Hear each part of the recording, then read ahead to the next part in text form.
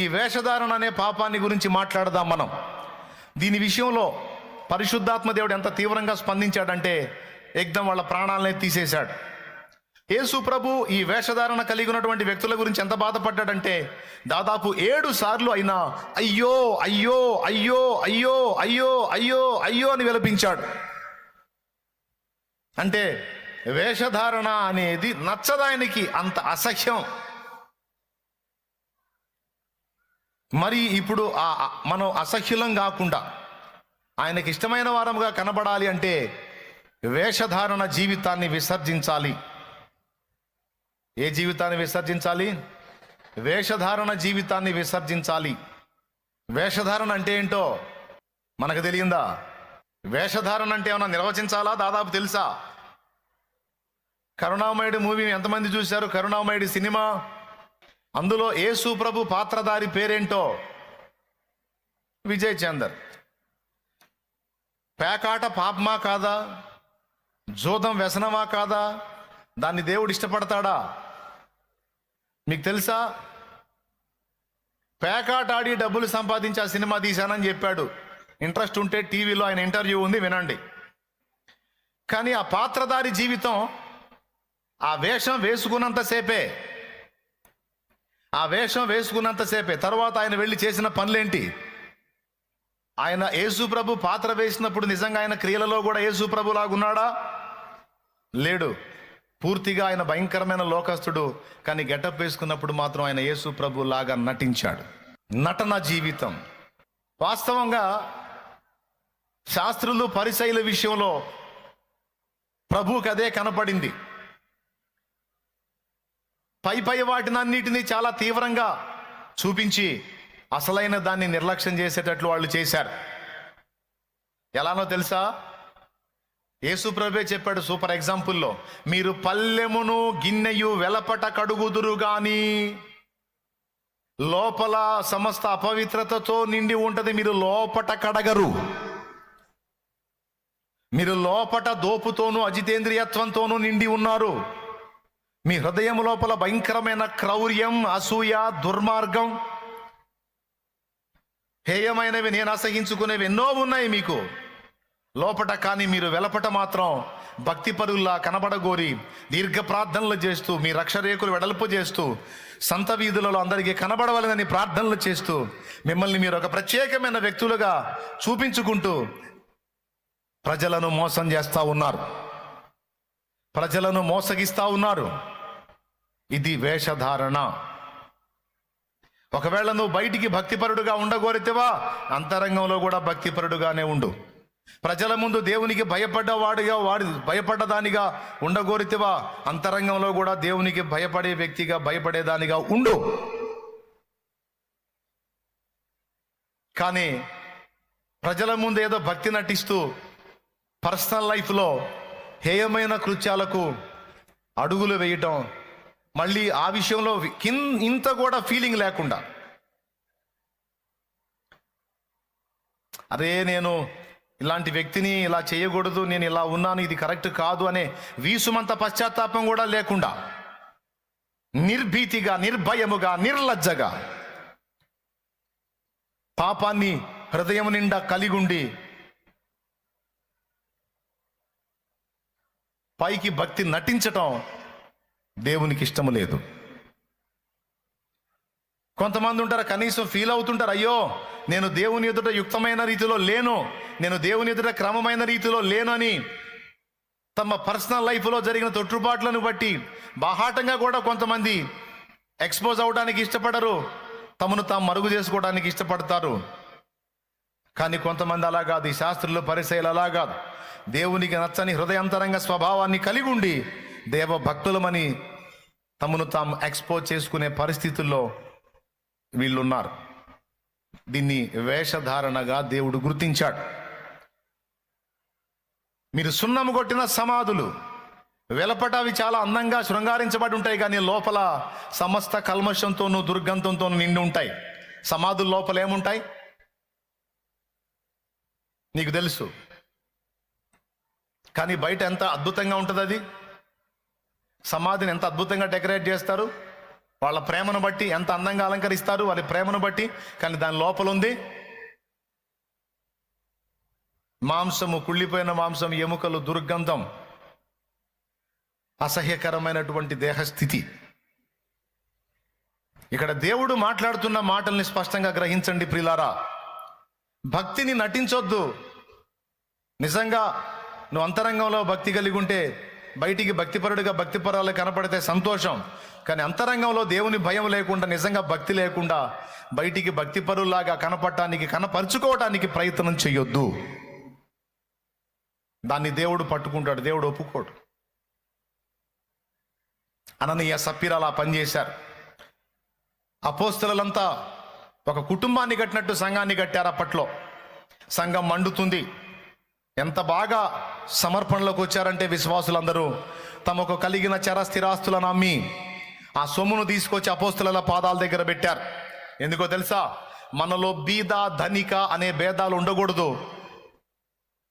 అందరము సమష్టిగా ఉండాలి, సమానంగా ఉండాలి.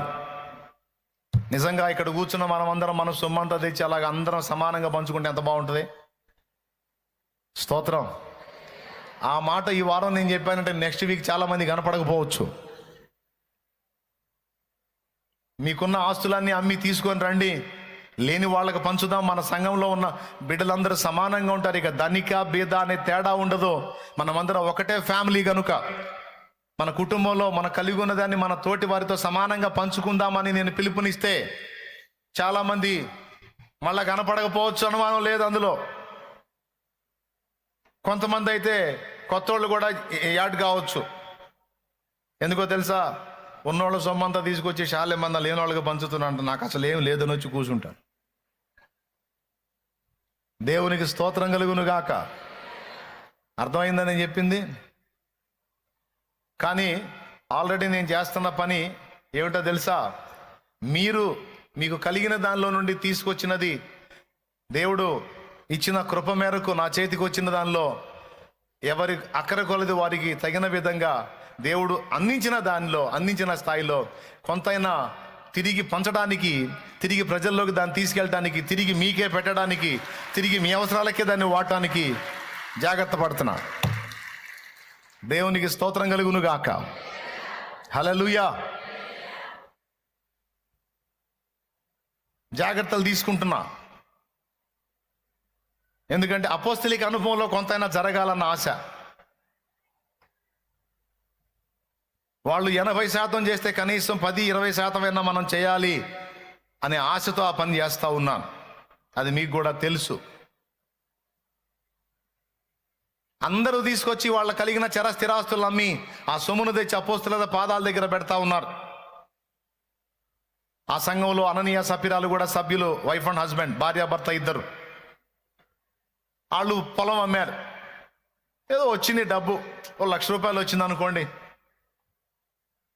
భార్యాభర్త ఇద్దరు మాట్లాడుకున్నారు. గుంపులో మనం కూడా కలిసి ఉన్నాం, సంఘంలో మనం సభ్యులమై ఉన్నాం. మరి అపోస్తలులేమో మనలో బీద ధనిక ఉండకూడదు, మీ కలిగింది తీసుకొని రండి, అంతా సమకూర్చి అందరికీ సమానంగా పంచుదాం. అప్పుడు మనలో ధనిక బీద అనే తేడా ఉండదు. ధనవంతులు తమ సొమ్ములో బీదలకు భాగం ఇచ్చినందున దేవుని ప్రేమను నెరవేర్చిన వారు అవుతారు బిడ్డలారా అని పిలుపునిచ్చారు. ఆ పిలుపుని ఆలకించి అందరూ తీసుకొచ్చి వాళ్ళ పాదాల దగ్గర పెట్టారు. ఈ భార్యాభర్త మీటింగ్ వేసుకున్నారు. మన సొమ్ము కూడా తీసుకెళ్ళి ఆడబెట్టామనుకో, ఇది మన తాత ముత్తాతల ఆస్తి, మన కష్టార్జితం. దీన్ని తీసుకెళ్ళి పరుల పాలు చేయటం ఏంటి వెరితనం? అసలు ఇట్లా పిలవటం ఏంటి? అసలు ఆయన అపోస్తలులు ఇలాంటి ఉపదేశాలు చేయటం ఏంటి? ఎవరు సొమ్ము ఎవరిస్తారు?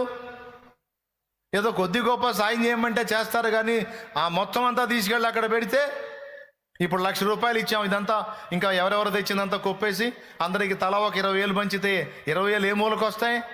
80,000 పోతాయిగా. ఏడిసినట్టుంది వీళ్ళ ఆలోచన. మరి సప్పీరా చెప్పిందో లేకపోతే అననీయనే ఆలోచన చెప్పాడో తెలియదు. ఇద్దరైతే ఒక మాట మాట్లాడుకున్నారు. మనం పొలం అమ్మిన రేటు అపోస్తలులకి ఎటు తెలియదు. మనం పర్సనల్గా రహస్యంగా అమ్మేశాం. కాబట్టి ఇప్పుడు 1,00,000 వచ్చింది కదా, 1,00,000లో ఒక 50 దాచుకుందాం, ఒక 50 దాచుకుందాం, ఒక 50 తీసుకెళ్ళి ఇద్దాం. అందులో ఎటుకుటి మనకు 20, 30, 40, 50 లేకపోతే అందరిది తీసుకొచ్చి కుప్పేస్తారు కనుక 1,00,000 వచ్చినా రావచ్చు. ఏ పని చేసినా ఏదన్నా లాభం ఉండేటట్టు చేయాలి, కానీ ఇదేంది ఇది ఉన్నాయన్ని పోగొట్టుకునే పని. మనం ఏది చేసినా ఏముండాలి? లాభం ఉండాలి. భక్తి చేసినా కూడా లాభం ఉండాలి. అనవసరంగా ఏది చేయకూడదు. ఇప్పుడు ఒక 50, 40, 20 ఇచ్చామనుకో, అందరికి కొప్పేసినప్పుడు వస్తే మనకి 20 రావచ్చు, లేదా 40 రావచ్చు, 60 రావచ్చు, 80 రావచ్చు, 1,00,000 రావచ్చు, పైన రావచ్చు. అయితే మనం ఇయ్యలేదు అన్నట్టు కాకుండా మనం కూడా ఇచ్చామన్నట్టు చూపిద్దాం అని సూపర్ స్కెచ్ గీసుకున్నారు. ఇది ఎవరికీ తెలియదు అనుకున్నారు, కానీ సంఘము నేలుతున్నవాడు పరిశుద్ధాత్మ, అపోస్తలుల మీద పని చేస్తున్నవాడు పరిశుద్ధాత్మ. ఆయనకు తెలీదు? దేవుని కంటిని మరుగు చేయగలమా? దేవుని మోసగించగలమా? అగ్ని వంటి నేత్రములు గలవాడ, గాధంలో కూడా చూడగలవాడు ఆయన. దేవా, నీ కనుల నుండి నేను ఎక్కడ తప్పించుకుంటాను? ఆకాశానికి ఎగిపోతే ఎక్కడున్నావు, పాతాళానికి దిగిపోతే ఎక్కడున్నావు నాయన, ఎక్కడ తప్పించుకోలేనని భక్తుడు అన్నట్టు ఆయన అగ్ని వంటి నేత్రాలను ఎక్కడ తప్పించుకుంటాం? ఆ సొమ్ము తీసుకొని వచ్చి అపోస్తలుల పాదాల దగ్గర పెట్టాడు, పేతురు పాదాల దగ్గర పెట్టాడు. అందరూ తమ సొమ్ము తీసుకొచ్చి పెడతా ఉన్నారు. ఎవరిని కదిలించలా, ఎవరిని పలకరించలా. పేతురు, అననీయ సొమ్ము తీసుకొచ్చి క్యూలో అలా పెట్టి వెళ్ళాడు. 2 అడుగులు వేశాడు, పిలిచాడు, అననీయ, నీ భూమి వెల ఇంతేనా? నీవు ఇంతకే అమ్మితివా? కొంత సొమ్ము దాచుకోలేదా? ఇలా దాచుకొని దేవుని మోసగించడానికి సాతాను ఎందుకు నీ హృదయమును ప్రేరేపించాడు? ఇలాంటి పరిస్థితుల్లోనికి నువ్వు వెళ్ళడానికి నీ హృదయంలో వాడికి స్థలం ఎందుకు ఇచ్చావు? ఇక్కడ ఒక రహస్యం బట్టబయలు చేస్తున్నాడు పేతురు. సాతాను నన్ను శోధించాడండి, సాతాను నన్ను శోధించాడండి, నేను పాపంలో పడ్డానండి, నేను పొరపాటులో పడ్డానండి, నేను అపవిత్రతలో పడ్డానండి, సాతాను నన్ను శోధించాడండి, సాతాను నన్ను శోధించాడండి. వాడు ఒకడు దొరికాడు కేసు పెట్టడానికి. కొంతమంది చేసేయన్ని చేసేదని సైతాన్ని ఇంత తెగ శోధిస్తున్నాడు అంట. బాగా వినండి, ఏమనుకోవద్దు. చేసేయన్ని చేస్తారు, మళ్ళీ సైతాన్ని ఇంత తెగ శోధిస్తున్నాడు.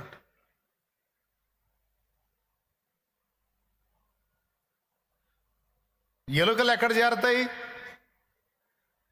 ఎక్కడ చెత్త ఉంటే అక్కడ చేరతాయి. పురుగులు ఎక్కడ చేరతాయి? ఎక్కడ కుళ్ళుంటే అక్కడ చేరతాయి. గద్దలు ఎక్కడ పోగవుతాయి? ఎక్కడ పీనుగుంటే అక్కడ పోగవుతాయి గద్దలు. గద్దలు పోగవద్దు అంటే పీనుగుని తీసేయాలి. పురుగులు చేరొద్దంటే కుళ్ళు తీసేయాలి. ఎలుకలు చేరొద్దంటే చెత్త తీసేయాలి. చెత్తని మన దగ్గరే పెట్టుకొని ఎలుకలారా పొండి యేసునామంలో అంటే ఎట్లా కుదురుతుంది? పోతామని ఇంకా 4 తీసుకొని వస్తాయి. అపవిత్రాత్మ ఒక మనుషుని వదిలిపెట్టి పోయిన తర్వాత నీరు లేని చోట్లెల్లా వెదకుచు దానికి విశ్రాంతి దొరకనందున నేను విడిచి వచ్చిన నా ఇంటికి తిరిగి వెళ్ళి చూచేదనుకొని అది వచ్చి ఆ ఇల్లు బాగుగా ఊడ్చి అమర్చి ఉండుట చూచి వెళ్ళి తనకంటే చెడ్డమైన మరి 7 దయ్యములను వెంట పెట్టుకొని వచ్చి ఆ ఇంట కాపురం ఉండును. ఆ మనుషుని మొదటి స్థితి కంటే కడపటి స్థితి బహు చెడ్డదగునని సాక్షాత్తు యేసు ప్రభువే మాట్లాడాడు. కొన్నిసార్లు చూపించాను ఆ వచనం మీకు. ప్రిల్లారా, ఎలుకలు పొండి, యేసునామంలో పొండి అంటే చెత్త మాది, చెత్త ఉన్నంత వరకు మేము బాగుంటాయి ఎలుకలు. సైతానగాడికి మేకులు, సైతానగాడి మేకులు మన ఇంట్లో ఎక్కడో చోట దిగ్గొట్టుకొని ఉంటాడు. గతంలో ఒక ఎగ్జాంపుల్ చెప్పాను నేను. ఒకడు ఇల్లు అమ్మాడు, చాలా తక్కువ ధరకు అమ్మాడు. ఇల్లు అమ్మేశాడండి. తక్కువ ధరకు వస్తుందని తపనగాడు ఒకడు కొన్నాడు. కొనేటప్పుడు, ఇల్లు అమ్మేటప్పుడు ఒక మాట చెప్పాడు, సార్ ఇల్లు మొత్తం మీదే, కానీ ఇదిగో ఈ మేకు చూడండి, ఈ మేకు మా ముత్తాత కొట్టిన మేకు. అది ఏ తాత? మా ముత్తాత కొట్టిన మేకు. ఆ మేకుని మా తాత కూడా తీయలేదు, మా ముత్తాత తీయలేదు, మా నాన్న తీయలేదు, నేను తీయలేదు. 4 తరాల నుంచి వస్తున్న మేకు అది. ఇల్లు మొత్తం అమ్ముతాగా నా మేకును మాత్రం అమ్మను నేను. ఆ మేకు నాది. కావాలంటే రూపాయి తగ్గించి ఇస్తాను అన్నాడు. సరేలేదు, మేకేం చేసుకుంటాడు వాడు? మేకేం చేసుకుంటాడు వాడు? ఇల్లు తక్కువకు వస్తుంది కదా అని మేకును వదిలిపెట్టి ఇల్లును కొన్నాడు. అయిపోయింది. ఇక వీడు తడవుకు వచ్చి తలుపు కొడుతున్నాడు. తలుపు తీసి ఏందిరా అంటే నా మేక అంటున్నాడు. ఇప్పుడు అర్థమైపోయింది ఇక మీకు వాడి గతి ఏందో. అరే ఇల్లు అమ్మినాక మళ్ళీ మేక అంటావు ఏంద్రంటే, మేకనా మళ్ళా నీకు నేను అంటాడు. అయితే తీసుకొని పోంటే భలేవాడివేనే. ఆ మేకు మా ముత్తాత కొట్టిందని మొదలు పెడతాడు మళ్ళీ పురాణం అంతా వీడు. ఆ మేకు మా ముత్తాత కొట్టాడు, ఆయన పీకలేదు. మా తాత, మా నాన్న, నేను కూడా, నువ్వు కూడా ఆ మేకు పీకడానికి లేదు.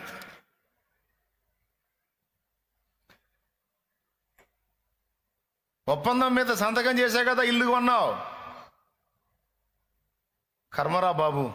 ఇప్పుడు ఏం చేస్తావు? ఏం లేదు, మేకు చూసుకోవడానికి వచ్చా. మేకు చూసుకోవడానికి వచ్చా. సరిపో, చూసుకోబో. ఇక మేకు కోసం అని వస్తున్నాడు, ఇంట్లో మొత్తం చూస్తున్నాడు. ఒక్కోసారి మధ్యాహ్నం వస్తాడు, భార్య తలుపులు తీసిద్ది. ఏందయ్యా అంటది, మేకు అంటాడు. నా భర్త లేడు, నేను ఒక్కదాన్నే ఉన్నాను. ఒక్కదాన్ని ఇవన్నీ లెక్కలు తీసి పక్కన నా మేకు. ఒక్కోసారి పాపం పొద్దంతా చాయకి చేసి గాఢ నిద్రపోతూ ఉంటారు. ఈడు మధ్యరాత్రి వచ్చి తలుపు కొడతాడు. ఉలిక్కి పడలేసి తలుపు తీస్తారు. ఏందిరా? ఏంది మేకు? ఊరి నీ మేకు జావా, మమ్మల్ని జావు కొడుతున్నావు కదా. ఇక వాడు ఇంట్లో ఉండగలడా? మీరు చెప్పండి, ప్రశాంతంగా ఉండగలడా? చివరికి ఏం చేయాల్సి వచ్చింది? సైతానగాడు తెలివిగా ఏం చేస్తాడో తెలుసా? ఇల్లు మొత్తం నీదే అంటాడు, కానీ వాడి సంబంధమైన మేకు ఏదో ఒకటి ఎక్కడో చోట గుచ్చి ఉంటాడక్కాయ్, గుచ్చి ఉంటాడన్నాయ్. దానికోసం వాడు వస్తాడు, దానికి సంబంధించి చెప్పడానికి వస్తాడు, వాడిది ఉందని చూపడానికి వస్తాడు, వాడికి హక్కుని వాడు నెరవేర్చుకోవడానికి వస్తాడు. వాడు మన దగ్గరకు రావద్దంటే వాడి సంబంధమైన మేకులు ఏ కోశానున్న పీకి బయటపడేయటం తప్ప మరో ప్రత్యామ్నాయం లేదు. ఎలుకలు రావద్దు అంటే చెత్త తీసి బయటపడాలి, పడవేయబడాలి. అప్పుడు ఎలుకలు ఆగిపోతాయి ఇంట్లో. ఆ దరిద్రం ఉన్నంత వరకు అవి వచ్చి, పురుగులు రావద్దు ఇంట్లో కంటే కుళ్ళు తీసి బయటపడేయాలి. అపవిత్రాత్మలు మనలోనికి రావద్దు అంటే, మన జీవితాల్లోకి రావద్దు అంటే, వాటికి సంబంధించినవి ఏవి కూడా మన దగ్గర ఉండకుండా జాగ్రత్త పడాలి, పోరాడాలి, వాటిని విసర్జించాలి, వాటి మీద యుద్ధం ప్రకటించాలి, వాటిని అసహించుకోవాలి, వాటిని నిరసించాలి, ఎదిరించాలి. దానికోసం దేవుని పాదాలు పట్టుకొని శక్తి పొందుకోవాలి. వాటి సంబంధమైనవి ఏవి కూడా నాలో ఉండకుండా వాటిని యేసు నామములో దూరపరచు తండ్రి. పూర్తిగా నీ ఆత్మ సంబంధమైనవి నాలో ఉంచి నీ ఆత్మ నాలో నిలవరముగా ఉండేటట్లు నాకు సహాయము చేయమని గోజాడుకోవాలి, దేవుని పాదాలు పట్టుకోవాలి. అబద్ధాలు ఆడుకోని చెప్పండి. ఒక్కొక్కళ్ళలో ఒక్కొక్క టైప్ మేకు గుచ్చుంచాడు వాడు. ఒక్కొక్కళ్ళలో ఒక్కొక్క టైప్ మేకు గుచ్చుంచాడు. ప్రతి పాపాన్ని విసర్జిస్తారు, కానీ ఏదో ఒక పాపం విషయంలో పోనీలే అనుకుంటారు. పెద్ద మనసు చేసుకొని నువ్వు పోనీలే అనుకునే పాపమే సాతాను మేకు. ఆ ఒక్కటేగా అనుకోని కదా వాడు ఇల్లు కొంది. ఆ ఒక్కటేగా వీడు చూసావా, ఆ ఒక్కదాన్ని చూపించి ఎన్నిసార్లు వచ్చాడో. చివరికి ఏ గతి పట్టిందంటే ఆ ఇల్లు వాడికి అప్పచెప్పాల్సి వచ్చింది. మళ్ళీ డబ్బులు ఇచ్చింది కాక మళ్ళీ ఇల్లు అప్పచెప్పాల్సి వచ్చింది. నీ ఇంటికి నీ మేకు ఒక దండం పోరా అని వాడు ఖాళీ చేసిపోయాడు. ఇంకేం చేస్తాడు మరి? సాతాను చాలా కుయుక్తిపరుడు. ఇక్కడ ఒక అద్భుతమైన రహస్యం బట్టబయలు చేశాడు పరిశుద్ధాత్మ దేవుడు పేతురు మాటల్లో. నీవు అమ్మిన వెలలో కొంత సొమ్ము దాచుకొని దేవుని మోసపుచ్చడానికి సాతాను ఎందుకు నీ హృదయమును ప్రేరేపించాడు అన్నాడు. ఎందుకు ప్రేరేపించడం ఏంటి? వాడి పనే దుష్ప్రేరణలు కలిగించడం కదా, వాడి పనే చెడిపోయిన ఆలోచనలు పుట్టించడం కదా, వాడి పనే దరిద్రపు గుట్ట ఆలోచనలు తెప్పించడం కదా. ఎందుకు ప్రేరేపించాడంటే వాడిని అడుగు నువ్వు. ఎవరిని? సాతాన్ని అడగవా నువ్వు? అననీయాని అడుగుతావే. అంటే దాని అర్థం ఏంటో తెలుసా? అననీయ, వాడు అసలు నీ ఇంట్లోకి రావడానికి వాడికి ఎందుకు అవకాశం ఇచ్చావా అని అర్థం. అంటే దీన్ని బట్టి ఏమర్థం అవుతుందంటే, మనం తలుపు తీయకపోతే వాడు మన దగ్గరికి రావటం కుదరదు. వాడు మన జీవితంలోనికి, మన బ్రతుకుల్లోనికి, మన దేహంలోనికి, మన హృదయాల్లోనికి రావాలంటే తలుపు మనమే తీయాలి. అన్నిటికీ మూస్తాం, ఎక్కడో ఒక చోట ఒక మేకు లాంటిది ఏదో ఉంటది. ఆ ఒక్క మేకు చాలు నిన్ను నాశనం చేయటానికి. ఈ అననీయ సప్పీరాల్లో ఉన్న మేకేంటంటే ధనాపేక్ష. స్తోత్రం. ఇంకేం లేవు పాపం బిడ్డలకి, ఇంకేం లేవు. ఆ డబ్బు పిచ్చి ఒక్కటి ఉంది. ఇప్పుడు దేవుణ్ణి నమ్ముకున్నావు, అంతా దేవుడే అన్నావు, నలుగురు సొమ్ము తీసుకొచ్చినప్పుడు నలుగురిలో నాదొకటి అన్నప్పుడు, నలుగురిది పంచుకున్నప్పుడు నీది ఇయ్యొద్దు. ఇవ్వాలా లేదా? ఆ నలుగురిది తిందాం కానీ నాది ఇచ్చినట్టు షో చేద్దాం, ఇయ్యొద్దు. అట్లెట్లా కుదురుతుంది? అది వేషధారణ కాదు, మోసం కాదు. మరి అలాంటి మనసు ఎందుకు వచ్చిందంటే ధనాపేక్ష అనే ఒక్క మేకుంది. ఇంకే తప్పులు, వ్యభిచారులు కాదు, దొంగలు కాదు, నరహంతకులు కాదు, ఇంకా వేరే ఏమీ చేయలేదు. ఒక్కటే వాళ్ళు చేసిన పాపం ఏంటంటే ధనాపేక్ష, దాన్ని కప్పిపుచ్చే వేషధారణ. ఏది ఆధారం చేసుకొని వాడు ఆ ధనాపేక్షను ఆధారం చేసుకొని వచ్చాడు? ఏది ఆధారం చేసుకొని వచ్చాడు చెప్పండి? అననీయ సప్పీరాల్లో ఉన్న మేకేది? యెషయాలో ఉన్న మేకేది? మాటల అపవిత్రత. యెషయాలో ఉన్న మేకు మాటల అపవిత్రత. ఏబులో ఉన్న మేకేది? అపార్థం. దేవుణ్ణి అపార్థం చేసుకోవటం, దేవుణ్ణి మిస్అండర్స్టాండింగ్ చేసుకోవటం. అట్లా ఒక్కొక్కళ్ళలో ఒక్కొక్క మేకు ఉంటుంది. కొంతమందిలో కాముకత్వం అనే మేకును ఉండనిస్తారు. కొంతమందికి అందరి మీద ఉండదు, కొందరి మీద, కొంతమందికి ఒకరి మీద. ఓకే, ఏం పర్లేదు, నాకు డజన్ మేకులే వద్దాక ఒక మేకు కొట్టని చాలమ్మా చెల్లి అంటాడు. కొంతమంది అన్నిటినీ విసర్జిస్తారు, ఏదో ఒకటి దగ్గర పెట్టుకొని ఉంటారు సాతాను మేకులాగా. ఇప్పుడు సెల్ ఫోన్ ఉందనుకోండి, చాలు వాడికి అన్ని వదిలేసి, అసలు లోకాన్ని వదిలేసి సెల్ ఒక్కటి సంఖలో పెట్టుకొని తిరిగి చాలంటాడు. ఇక వాడు నీకు చేయాలనుకున్న న్యాయం దానిలో నుంచి చేస్తాడు. నీ టయాన్ని తినాలన్నా, దిక్కుమాల మెసేజ్లు నీకు వచ్చేటట్టు చేయాలన్నా, నీ మనసుని ప్రేరేపించడానికి, నిన్ను శోధించబట్టానికి కావలసినటువంటి సందేశాలు వచ్చేటట్టు చేయాలన్నా వాడికి ఆ దారి చాలు, ఒక మేకు. చక్కగా భర్తతో కాపురం చేసుకుంటా ఉంటావు, ఎవడో దిక్కుమాలనోడు తయారవుతాడు, ఎక్కడో 4 చోట్ల తగ్గుతాడు, నవ్వుతాడు, మెసేజ్ పెడుతుంటాడు నంబర్ తీసుకొని. మిమ్మల్ని చూడకుండా ఉండలేకపోతున్నా, మర్చిపోలేకపోతున్నా, తట్టుకోలేకపోతున్నాను, గిలగిలి తన్నుకు సచ్చేటట్టున్నానని.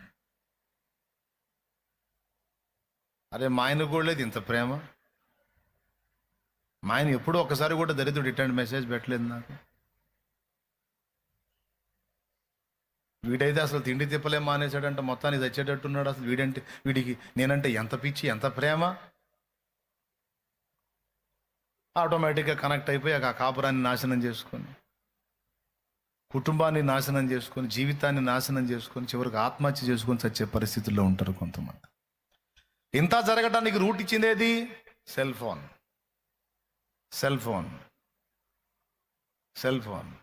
సరిపోదు ఒక మేకు,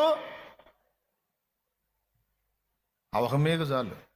కొంతమందికి అవసరం ఉన్నా లేకపోయినా అబద్ధాలు ఆడే అలవాటు ఉంటుంది. అదొక హాబీ. కొంతమందికి ఊరకనే అబద్ధాలు ఆడుతుంటారు, అదొక దరిద్రపు అలవాటు. వాడికి ఆ మేకు చాలు, నువ్వే పాపం చేయదు, ఆ అబద్ధాలు ఆడుతుండు చాలు, అంతే. ఆ ఒక్కదాన్ని ఆధారం చేసుకొని నేను వస్తా పోతుంటానంటాడు. మైండ్ దగ్గర పెట్టుకొని వినండి నాయన, జాగ్రత్త పడండి. ఎందుకు నీ హృదయమును ప్రేరేపించాడు అని పేతురు అడిగినప్పుడు అక్కడ మనకు అర్థమవుతుంది ఏంటంటే, సాతాను వచ్చి వాని మనసును ప్రేరేపించడానికి వాడికి ఉపయోగపడే సంగతేదో అననీయ సపీరాల్లో ఉంది. సాతాను వచ్చి యోధాను శోధించడానికి, యోధాను ప్రేరేపించడానికి సాతానుకు ఉపయోగపడేదేదో యోధాలో ఉంది. ఏమిటది? ఆ మేకు అంటే యూదాలో కూడా ధనాపేక్ష. వాడి హృదయ లోపలి పొరల్లో దాగి ఉంది. మన అంతరంగంలో ఎక్కడెక్కడ మన వీక్ పాయింట్ ఉందో లూసిఫర్కి బాగా తెలుసు. ఎక్కడ చిక్కుతావో ఆ పాయింట్లో పట్టుకొని కొడతాడు వాడు నిన్ను. అనవసరంగా ఫైట్ చేయడు. మహా దుర్మార్గుడు వాడు, మంచి ముదురు. క్లియర్గా అర్థమవుతుందా? గలిబిలిగా ఉందా? ఎంతమందికి అర్థమవుతుందో చేతులు ఎత్తితే సంతోషపడతాం. దేవునికి స్తోత్రం. కొంతమందికి ఇవ్వండో అహంకారం ఉంటుంది, గర్వం ఉంటుంది, లెక్కలేనితనం ఉంటుంది. కొంతమందికి దురాశ ఉంటుంది. వీళ్ళకి దురాశ ఉంది, హృదయంలో దురాశ.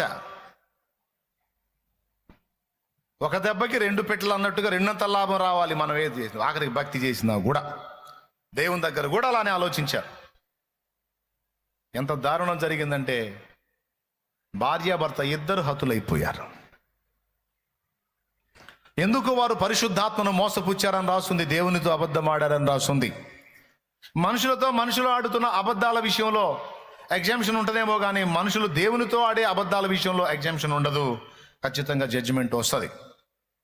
దేవునికి స్తోత్రం కలుగును గాక.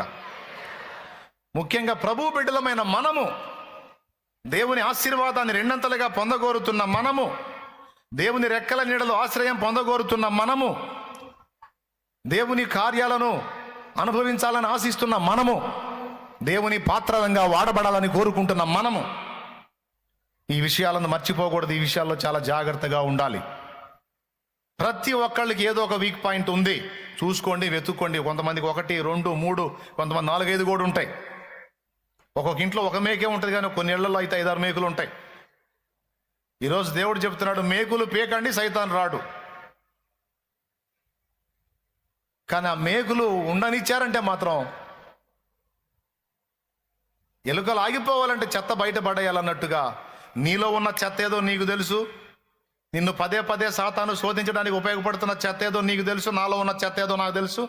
కష్టపడి ఎట్లనన్నా దేవుని పాదాలు పట్టుకొని పోరాడి పెనుగులాడి దాన్ని బయట పడేయటం తప్ప వేరే మార్గం లేదు. దాన్ని బయట పడేయటానికి నీ శక్తి చాలకపోతే దేవుని గోజాడుకో. దేవా శక్తినిమ్మని ఏడు, దేవా బలమిమ్మని ఏడు. నువ్వు అడిగి విశ్వసించు, తప్పకుండా ఆయన నీకు తన బలాన్ని, శక్తిని ఇస్తాడు. నువ్వు దాన్ని తొలగించుకోగలుగుతావు. లేకపోతే దాన్ని ఆధారం చేసుకొని వాడు నిన్ను పదే పదే దర్శిస్తాడు. చివరికి నువ్వు వేషధారిగా మిగిలిపోతావు. అర్థమైందా? ఒకసారి మీరు చూడండి, యెహెజ్కేలు గ్రంథము 33వ అధ్యాయం 31వ వచనం.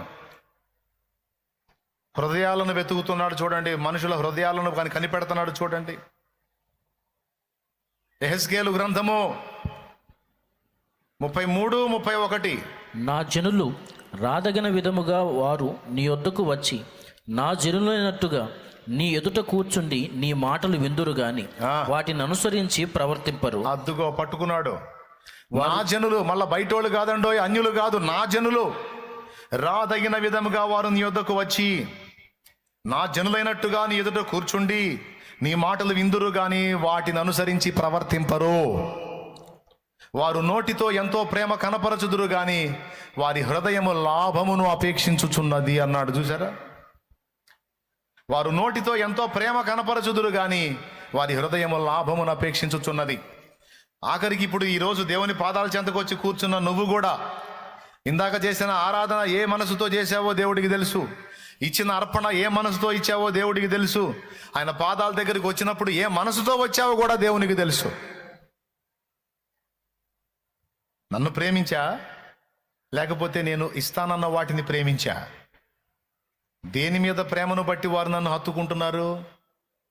దేని మీద ప్రేమను బట్టి వాళ్ళు నా దగ్గరకు వస్తున్నారు? దేవుడికి తెలియదు. మన హృదయాలన్నిటిని ఎరిగినవాడు ఆయన. ఆయన కంటికి మరుగైనది ఏదీ లేదు. మన అంతరంగాలు తెలుసు ఆయనకి. దేవుడు ఇచ్చేవి కాదు, దేవుడే కావాలని వచ్చేవాళ్ళు కొంతమంది అయితే, దేవుడు ఇచ్చే వాటి మీద కేవలం వాటి మీదనే, ఆ లాభం మీదనే అపేక్ష పెట్టుకొని వచ్చేవాళ్ళు అనేక మంది. దయచేసి మనం అలాగా ఉండొద్దు. ఈరోజు దేవుడు మనతో మాట్లాడుతున్నాడు.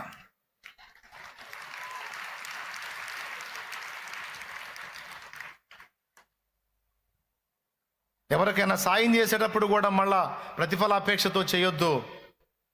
జెన్యూన్గా, యథార్థంగా చేసేసాయి. నిండు మనసుతో చేసే, పూర్ణ హృదయంతో చేసే.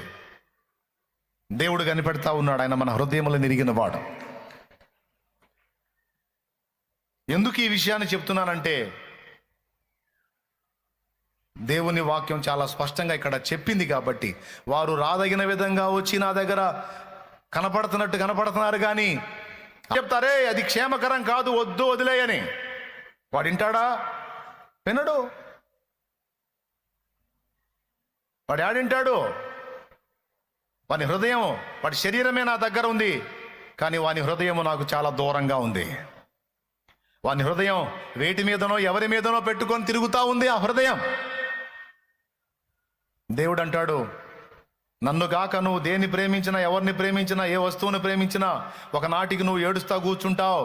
దయచేసి నీ దృష్టి మళ్ళించి ఇటు చూడు, ఇటు చూడు, ఇటు చూడని దేవుడు మొత్తుకుంటాడు. ఆడవాళ్ళు మగవాళ్ళు అందరూ మైండ్ దగ్గర పెట్టుకొని ఈ మాటలు తీసుకోండి. నీ శరీరమే కాదు, నీ హృదయం కూడా దేవునికి కనెక్ట్ అయి ఉండాలి. నీ శరీరమే కాదు ఆయన సన్నిధిలో, నీ హృదయం కూడా ఆయన సన్నిధిలో ఉండాలి. కొంతమంది వాళ్ళ చెడు కార్యక్రమాలను నెరవేర్చుకోవడానికి దేవాలయాన్ని అడ్డం పెట్టుకుంటారని మీకు తెలుసా? వాళ్ళ అక్రమ కార్యాలను నెరవేర్చుకోవడానికి దేవుని మందిరాన్ని అడ్డం పెట్టుకుంటారని మీకు తెలుసా? మెసేజ్ పెట్టుకుంటారు, ఫలానా చర్చికి వస్తాను, నువ్వు కూడా అక్కడికి రా, మనం ఫలానా దగ్గర కలుద్దాం. మళ్ళీ ఎక్కడికి వస్తున్నారు? ఏ పేరుతో వస్తున్నారు? మీకు వింతైన విషయం చెప్పిన, వీళ్ళు కూడా అందరు లేచినప్పుడు లెగుస్తారు, వీళ్ళు కూడా ఆరాధిస్తారు, హల్లెలూయా చెప్తారు. మళ్ళా ఆ చెప్పిన టైం ప్రకారం వాడు వచ్చి ఎక్కడున్నావు? బయట ఉన్నా నేను అనగానే డింగమని లేచిపోయింది.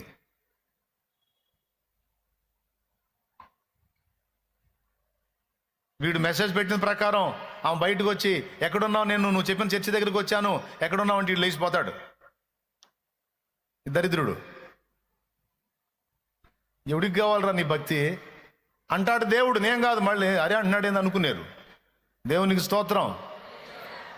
ఎవరి చెవులో రా నువ్వు క్యాబేజీలు పెడుతున్నావు, కాలీఫ్లవర్లు పెడుతున్నావు? ఎవరిని రా నువ్వు మోసం చేస్తున్నావు? వద్దు వద్దు వద్దు వద్దు. తెలిసి తెలియక ఒకవేళ అడుగులు జారితే సరిదిద్దుకో. తప్పు చేయనుడు అంటూ ఎవడూ లేడు, పొరపాటు పడనోడు అంటూ ఎవరూ లేరు. దేవుడు కోరుతుంది ఏంటంటే దాన్ని విసర్జించి మారు మనసు పొంది తన వైపు తిరగమని. ఇప్పటిదాకా దూరంగా ఉన్న హృదయాన్ని దేవునికి దగ్గర చేసుకోమని దేవుడు పిలుస్తున్నాడు. ఇప్పటిదాకా ఆయన మాటలకు అవిధేయత చూపిన నీ హృదయాన్ని ఇక నుంచి విధేయత చూపినట్లు లోబరుచుకోమని మాట్లాడుతున్నాడు దేవుడు. ఆయన మాటలు విని మన హృదయం లోబడిన ఎంత మేలు మనకు అలాగే జరుగునుగాక. ఆయన మాట విని మన హృదయము ఆయనకు లోబడునుగాక, ఆయనకు లోబడునుగాక, ఆయనకు లోబడునుగాక. మనం ఇక్కడ ఎట్లా ఉన్నామో, బయట బహిరంగ జీవితంలో ఎలాగున్నామో, పర్సనల్ లైఫ్లో ఎలాగున్నామో అన్నీ నా తండ్రికి తెలుసు. దేవుడు ఒప్పుకుంటున్నాడా? దేవుడు ఒప్పుకోవట్లా. వేషధారణతో రాజీ పడుతున్నాడా? రాజీ పడట్లా. విసర్జించమంటున్నాడు. ఈ వేళ ఏం కోరుకుంటున్నారంట? హృదయంలో లాభాన్ని కోరుకుంటున్నారంట. చేసే భక్తి వెనక కూడా లాభాన్ని, భౌతిక లాభాన్ని ఆశిస్తూ ఉన్నారు. అంటే వాళ్ళు ఏం ఆశించి వచ్చారో దేవుడికి అర్థమైపోయింది. కానీ భక్తుడు ఏమన్నాడు తెలుసా? యెహోవా నీవే నా భాగము అన్నాడు. యెహోవా నీవే నా స్వాస్థ్యము అన్నాడు. యెహోవా నీవే నా ధననిధి సంపదల గని అన్నాడు. నాకు అక్కర్లుంటే ఉండొచ్చు, అవసరాలుంటే ఉండొచ్చు, సమస్యలుంటే ఉండొచ్చు, అవన్నీ నువ్వే తీరుస్తావు. కానీ వాటిని తీర్చమని కేవలం నిన్ను కాకపట్టడానికి రాలా. నువ్వు అవి తీర్చినా తీర్చకపోయినా నువ్వు నా దేవుడవు, నన్ను ప్రేమించి ప్రాణం పెట్టిన వాడవు గనుక నేను నిన్ను ప్రేమిస్తున్నాను. గతకాలమందు నువ్వు చేసిన ప్రతి ఉపకారమును బట్టి కృతజ్ఞతలు చెల్లిస్తున్నాను.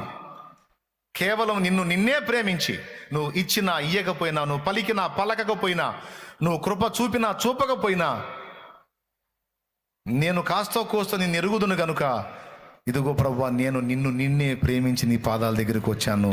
నువ్వు చాలు, నువ్వు చాలు, నువ్వు చాలు. ఎన్ని హృదయాలు అలాగ ఉన్నాయి. నేనైతే దేవుని ముందుకు వచ్చినప్పుడు నేను అదే మనసుతో వస్తున్నానన్నా.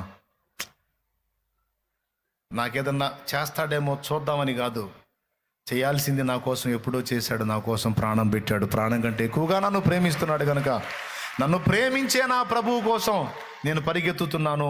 కేవలం ఆయన్ని ప్రేమించే పరిగెత్తుతున్నాను. అన్నవాళ్ళు ఎంతమంది ఉన్నారు? చేతులు ఎత్తండి.